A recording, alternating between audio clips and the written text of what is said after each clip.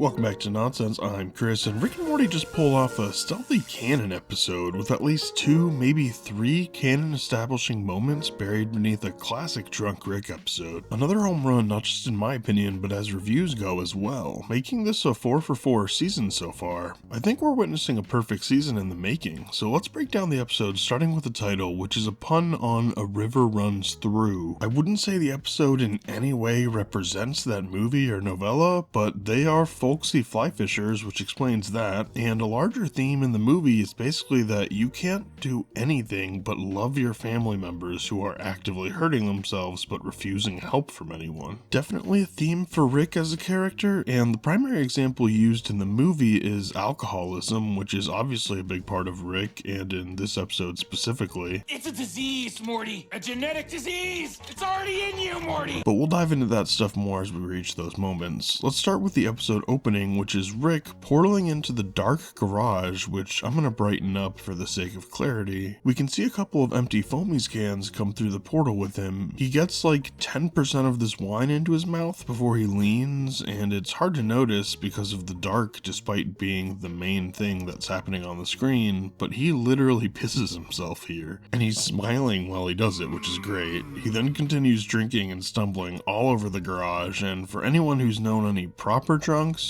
I knew a lot while I was in the Navy, this is actually a very realistic depiction of drunken stumbling. I also literally knew a guy named Ben who did this exact thing in front of like 10 other guys, myself included, except first he drunkenly got everyone's attention so we could watch him laugh while he pissed himself. And this sounds specifically,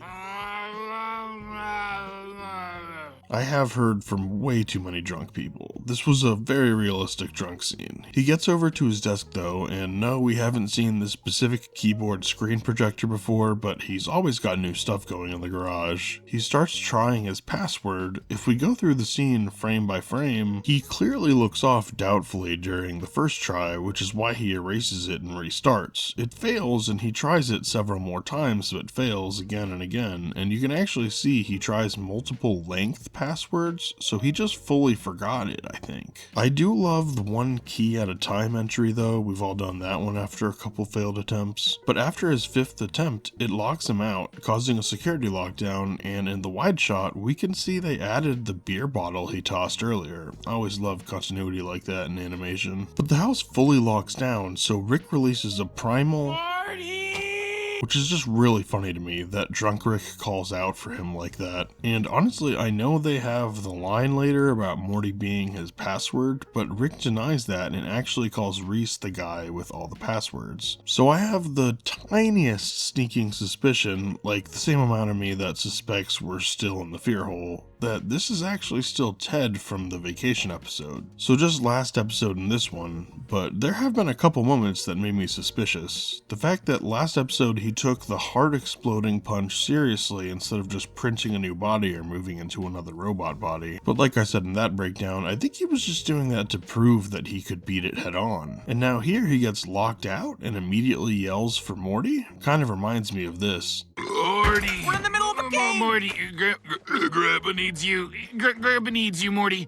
Come on. Okay, Rick. It'll just take a minute. Ted. I'm not saying that is the case, and they did animate him very specifically changing his expression completely on the exact frame that the button gets pressed, but like I said, I just feel like there's the tiniest chance they do a reveal at some point. Morty does this little wave, probably because it smells like piss and liquor in there. He walks in and Rick says good morning. Morty says, Sure thing. You want breakfast? Or dinner? obviously indicating it's daytime and Rick has lost track of time altogether. He gets annoyed by the implication and yells, I only had a couple of drinks, Morty. which is obviously false. Just since he's walked into the garage, he's had at least 4 drinks, if we don't assume those 2 foamies cans were his. Plus, before even walking in, he was drunk enough to piss himself. So he feels the need to lie about his drinking, a very basic sign that you're an alcoholic. What's funny for me is that until I was like 23, I actually lied to everyone that I drank all the time, even though I didn't almost at all, because I wanted people to think I was cool, which makes no sense, and neither does lying about the number of drinks you've had to your loved ones unless you are an alcoholic.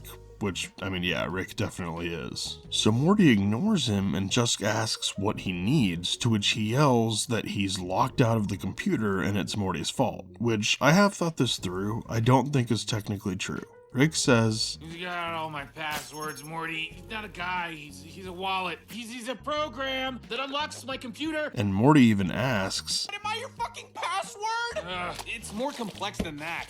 Our relationship is unique in the multiverse. And you need a cool big friend to verify? and Reese literally says about himself, I was a two-factor authenticator. so basically Rick was looking for a way that an external system could verify that he is in fact himself and not just some alternate dimension version doing a really good job of pretending to be, potentially even with some technology to fool any scanners. He needed something scannable that was completely unique to him in order to verify his own identity in case of a lockout. And the only thing he could come up with was his relationship to Morty, which apparently is the only one like it in the multiverse. C-137 is obviously unique on his own, but so is Prime, and so are a lot of the Ricks we saw in the Citadel. Our Morty, Morty Prime, is also pretty unique, as is made clear even in the first season of the show. That's not enough though, it's the specific relationship between these two which is definitely being said for a reason. It feels like another little nudge towards some ultimate destiny between C-137 and Morty Prime that the show first started hinting at here. A cocky Morty can lead to some big problems. Can be a real bad thing for everybody. Oh yeah, how's that?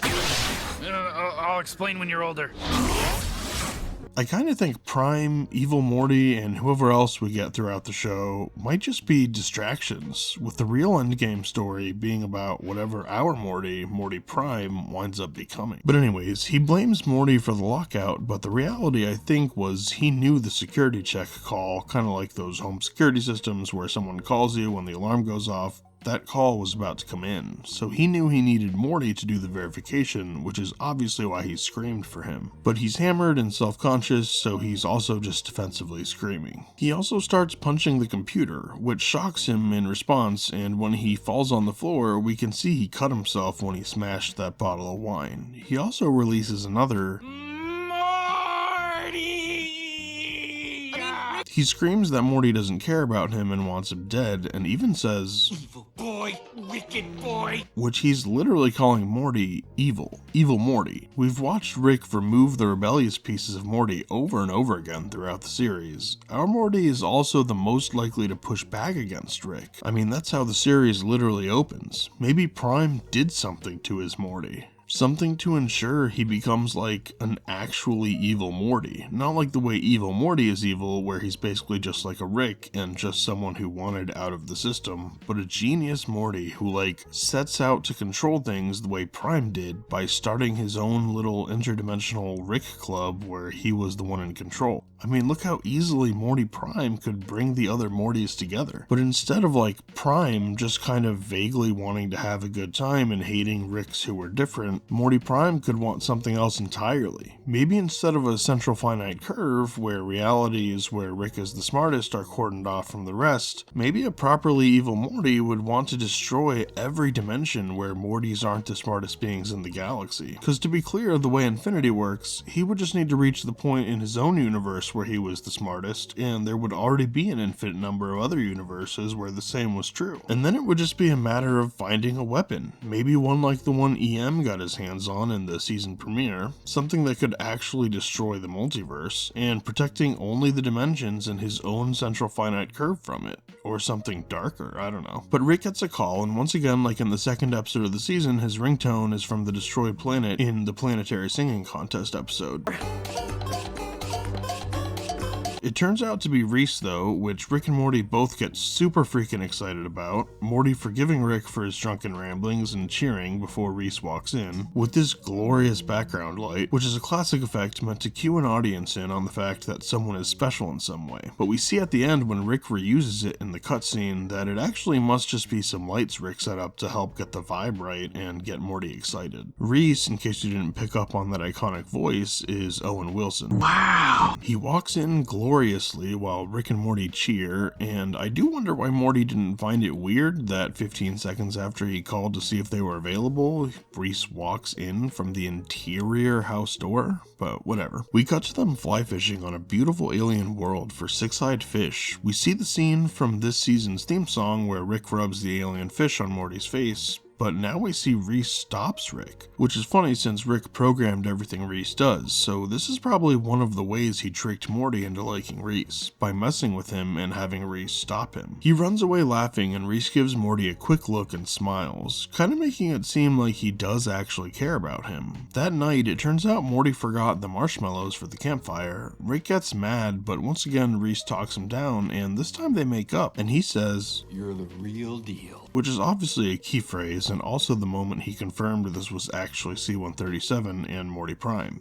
He repeats it again at the end, but we'll cover that when we get to it. Rick's watch lights up at the moment he says it though, and then he gets a call from quote-unquote work saying they have to end the trip. Rick way too hastily packs up and gets ready to go, making it kind of obvious. They get home and Morty tries to talk him into quitting his job, but he says he can't. Morty doesn't seem to notice that the lockdown is already lifted when they get home, and Rick immediately logs onto the computer. But while they talk, a raccoon sneaks into the cooler and looks so happy after finding the fish, but Rick's defenses are activated and Reese kills the poor raccoon. He then does a full room scan that really reminds me of the scan that the little drone does in The Incredibles.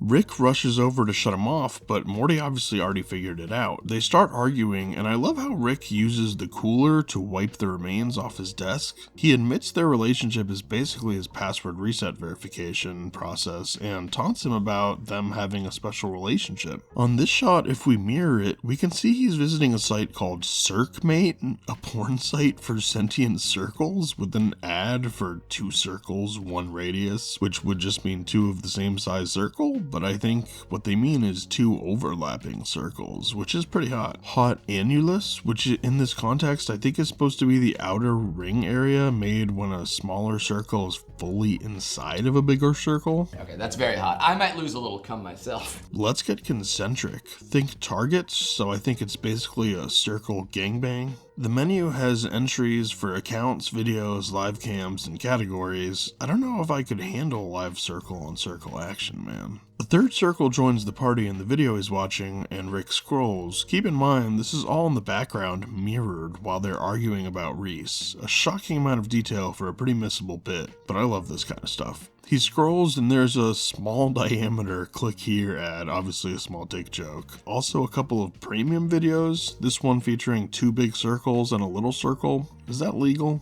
And just a bunch of different groupings of circles. It's a great bit. I feel like they got forced to mirror it to meet cable TV standard requirements. Morty storms off, angry another friend wasn't real. He angrily climbs the stairs 2 at a time and screams into his pillow so loudly and continuously that Rick hears it downstairs as he's chugging vodka. They do this extended bit where he just keeps chugging from it forever until Beth finally asks how he's doing that. He drunkenly explains there's a portal at the bottom of the flask leading to the bottom of a vat of vodka that hog people keep full for him, setting that up for later. And he walks off to continue drinking. Meanwhile, Morty is still mad, but he goes to talk to Rick about maybe still hanging out with Reese, even though he knows he's a robot. But Rick is drunkenly taking him apart, saying he's like a credit card. You have to shred it before you throw it away. Morty's sad, but Reese says it's his own fault for Going all Iron Giant in front of you. which is spot on. His eyes turn red, he grows 3 gun things from his back and shoots a giant beam. Yeah, that's definitely based on Iron Giant. He also says he's not really alive, but Morty's still sad, and Rick calls him his wallet, which is the last straw for Morty, who knocks Rick over, enters a bunch of wrong passwords to cause a lockdown, and drags Reese into the sub-basement. Rick tries a really childish-looking control panel, but can't get it through.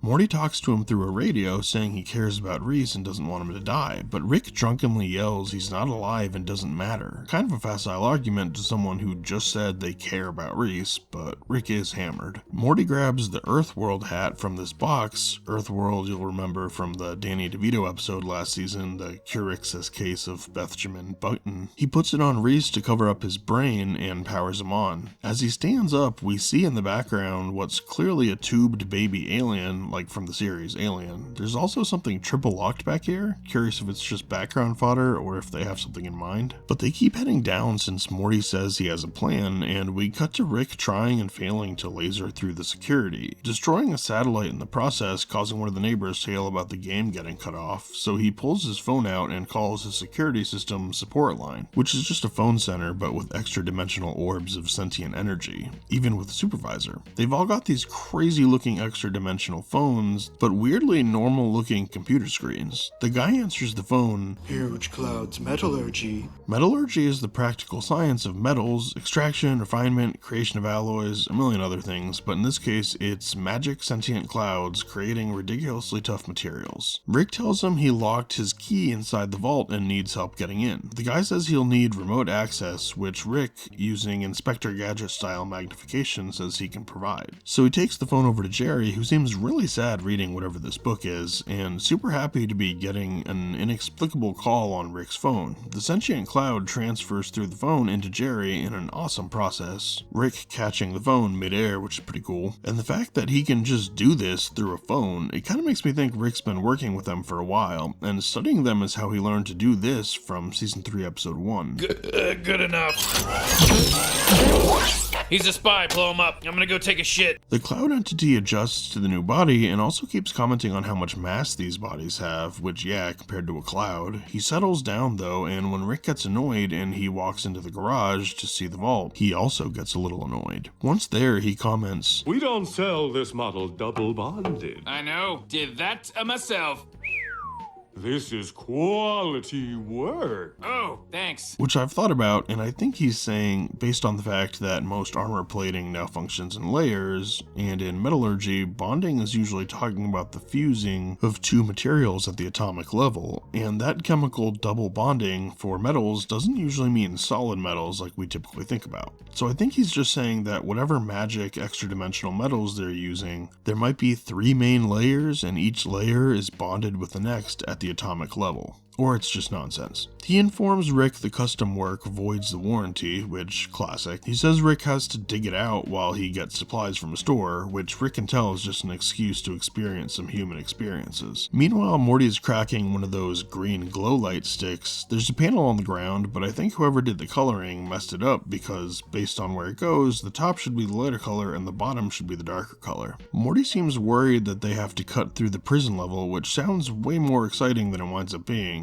But they get to the door and Morty asks if he can use his weapons to blow the door down. When he responds, we can see Rick at least has a camera pointed at the prison level, and he explains he can only attack things that are threatening to Rick, Morty, or the house. So in a genius move, Morty hurts himself with a door so Reese can blow through it. Although I may have gone with punching it instead of headbutting, but that's just me. Morty nervously enters the prison, but it turns out all the prisoners already killed each other and Rick can't run a prison. But let's brighten it up and see if we can't spot any familiar faces or corpses. There's some kind of bug who clearly killed whoever this old guy was. There's this dude who I think is faking being dead but never attacked, so he's probably just hoping to survive. There's an octopus guy up here next to a blonde man. This lady's been torn in half and this guy's been headshot. I don't recognize these guys or these, but if you do, please leave it in the comments. Reese punches the code in to disable the alarm. I guess he does know all of Rick's passwords. And as they walk past this guy, he grabs at Morty and Reese iron giants him before they keep walking. Meanwhile, Rick is wondering where the guy went with Jerry's body and using cute little excavation bots to dig the bunker out, as well as some new tunnels. Beth and Summer call down to Rick asking where Jerry is, and we cut to him going through a car wash for the sensory experience as Rick calls him saying he's obviously not out getting supplies, but he insists he is and hangs up before going past a sign of the various washes you can choose from. No jokes, so I'm not going through them, but it does set something up for later. The most expensive option you can see has a rainbow wax. Ugh! Why do I taste rainbow wax? Morty and Reese emerge from another blast door, and the background they walk past, I stared for a while. There really aren't any noteworthy details. It's all just nondescript tech parts, but there is a random bottle of champagne by the door. Morty says they made it as they enter some kind of storage space, with a bunch of plastic-covered, old-fashioned, bulky machines, as well as one of those electricity orbs and a suitcase. They approach the machine at the end and remove the cover before Morty starts it like a lawnmower. It powers on and prompts them to choose a destination. Reese picks one and a rectangular portal is generated by the machine. feeling a lot more like a doorway. And even when they emerge, the other side is also rectangular. So this, I think, explains all those rectangular portals we saw back in the Rick Prime finale, because there were a shocking number of rectangular ones, and it was a big question why some of them were rectangular. And now we know. They seem to be doorway portals generated by a stationary machine. Now we just need to know where the triangular ones come from and a bunch of the other colors. Anyways, they're surprised because they picked a forest-looking place, but this is a town. We already see the actively being vandalized statue of Rick. When it cuts back, we see the doorway also comes up at a train station.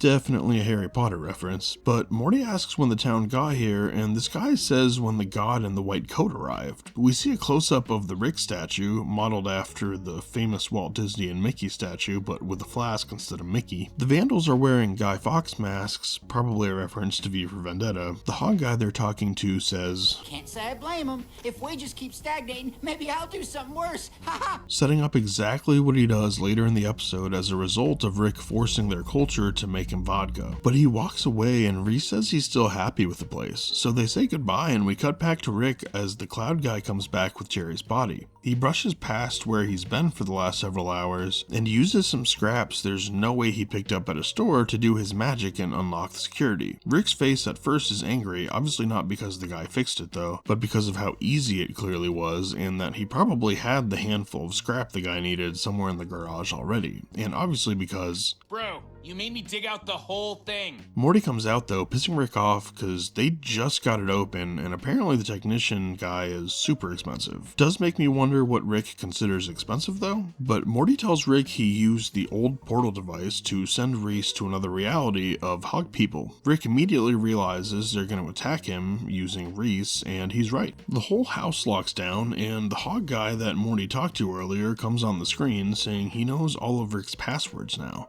And they do this bit where the lady in the background realizes she's on camera and suddenly puts her mask on, which is kind of funny. Rick blames Morty, saying their whole planet runs on his tech and now they have full access. The garage's defenses start attacking them and Rick shields everyone, but the center of the room starts spinning around them. The hog guy calls back that website from earlier. Oh, are these circles fucking? They're making love!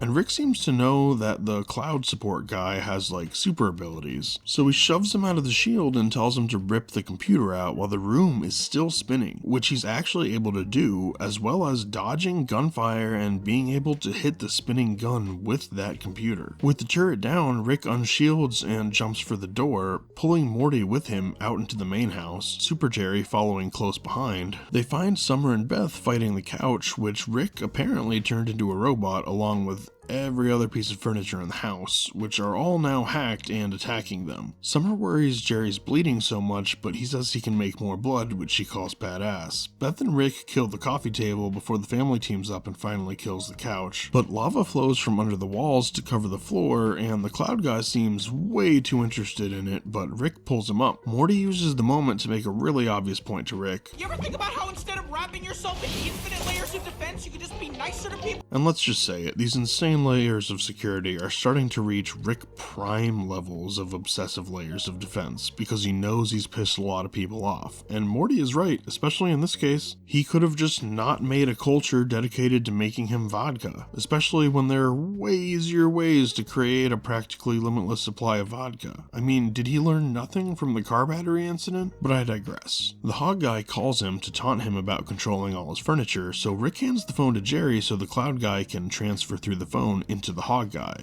who starts attacking everyone and disables the floor's lava protocol before transferring back to Jerry. But all the furniture is still in attack mode, so the family keeps fighting until Rick says to head for the emergency shutoff in his room. The furniture chases them and we see pictures of Reese and Rick and Morty, but they shoot lasers at the family. This one's just them with a giant fish, but this one is them getting eggs out of a nest. The furniture continues chasing them, but they make it to Rick's room, which now has one of those portable antenna TVs. There are also plans for his gun, some kind of tube, but they don't show us most of it this time. Usually there's a picture of PB's wife up here and other stuff, but they literally only show us these two angles on the room this time. Anyways, with the door closed, Rick pulls his emergency switch, which turns out to just be a super EMP, knocking out all electronics, including his own implants. They walk out in relief and Rick pulls out his flask, but it starts shooting lasers and then Reese explodes out of it, reprogrammed and skinned for the hog people. He attacks them and they run. As he chases, Beth comments that Morty has way too many adult friends, which is true. With no implants, Rick and Morty have to beat Reese to death with pipes, but he's just too strong. Morty tries to talk him down because they were friends, but Rick says, You can't love something out of hurting you.